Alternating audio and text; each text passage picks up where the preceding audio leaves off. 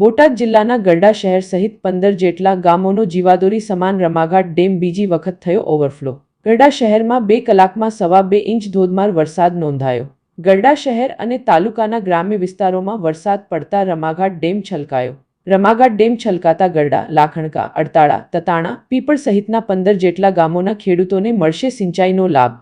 ગરડાનો રમાઘાટ dam બીજી વખત overflow થતા ડેમનો નજારો જોવા શહેરીજનો ઉમટ્યા। રમાઘાટ ડેમ બીજી વાર ઓવરફ્લો થતા શહેરીજનો અને ખેડૂતોમાં આનંદ।